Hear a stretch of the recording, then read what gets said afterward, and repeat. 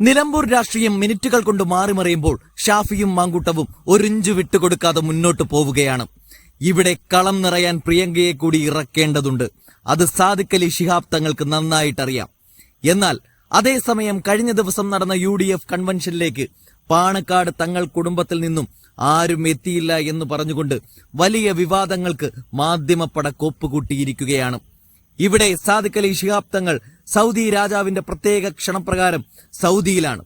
പകരം പ്രതിനിധിയായി പോകേണ്ടിയിരുന്ന അബ്ബാസ് അലി തങ്ങൾക്ക് ഒരിക്കലും ഒഴിച്ചുകൂടാനാവാത്ത മുൻകൂട്ടി ക്ഷണിച്ച പരിപാടിയിലേക്ക് പോയേ പറ്റുമായിരുന്നുള്ളൂ.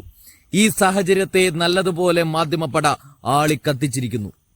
പാണക്കാട് കുടുംബം തന്ത്രപ്രധാനമായ തെരഞ്ഞെടുപ്പിൽ UDF കൺവെൻഷനിൽ നിന്നും വിട്ടുനിന്നു. UDFന് ഏറ്റ കനത്ത തിരിച്ചടി എന്ന തരത്തിൽ ഇന്നലെ വൈകുന്നേരമൊക്കെ ഓരോ ചാനലുകാരും മാറി മാറി ചർച്ച നടത്തി ആളിക്കത്തിക്കുകയായിരുന്നു. എന്നാൽ കഴിഞ്ഞ ദിവസം പിണറായി വിജയൻ അവരുടെ LDF കൺവെൻഷനിൽ സ്വന്തം സഖ്യകക്ഷിയായ കേരള കോൺഗ്രസ് B നേതാവും സ്വന്തം മന്ത്രിസഭയിലെ ഗതാഗത മന്ത്രിയുമായ KB ഗണേശിന്റെ ഫോട്ടോ വലിയ ഫ്ലെക്സ് ബോർഡിൽ അടിച്ചു വെച്ചിരിക്കുന്നു എന്ന് പറഞ്ഞ് ഇതൊന്നും ഇവിടെ നടക്കില്ല എന്ന് പറഞ്ഞ് പുകിലുണ്ടാക്കിയതൊന്നും ഒരു മാധ്യമങ്ങൾക്കും ആളിക്കത്തിക്കേണ്ട. ഇവിടത്തെ മാധ്യമങ്ങളൊക്കെ ഏറെക്കുറെ സൈബർ പോരാളികളാണല്ലോ.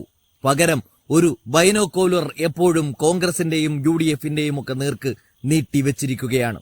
എന്തായാലും ഇത്തരമൊരു സാഹചര്യത്തിൽ ലീഗിന് അവരുടെ കുറവ് കൊണ്ട് ഇനി ആര്യാടൻ ഷൗക്കത്ത് തോറ്റു എന്ന പേരുദോഷം വരാൻ പാടില്ലാത്തതുകൊണ്ട് തന്നെ അൻവറിനെ പോലും ലീഗ് തള്ളിക്കളയുകയാണ്.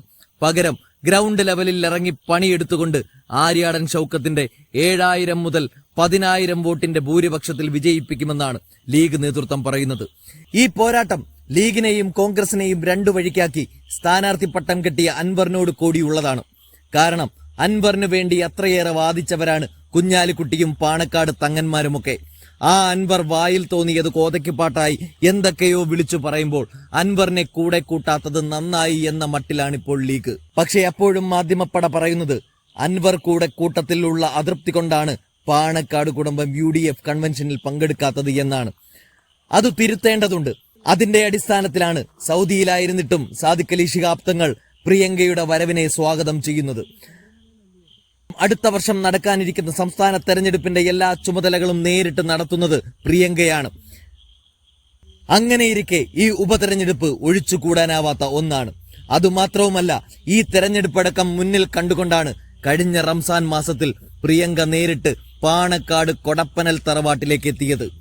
അതുമാത്രവുമല്ല, കേരളത്തിലെ യൂത്ത് കോൺഗ്രസിന്റെ നെഞ്ചിൽ ചവിട്ടിക്കൊണ്ടാണ് ഇന്നലെ ഷാഫി പറമ്പിലിനെയും മാങ്കൂട്ടത്തിലിന്റെയും കൂട്ടുകെട്ടിലേക്ക് മണ്ണുവാരിയിട്ടത്. ഇതിനെല്ലാം ഒരു അന്ത്യം കുറിക്കാൻ പ്രിയങ്കയെ കളത്തിൽ ഇറക്കി പിണറായി സത്തെ തുറന്നുകാട്ടി പ്രചരണം കൊഴുപ്പിക്കാനാണ് പ്രിയങ്കയെ ഇറക്കുന്നത്.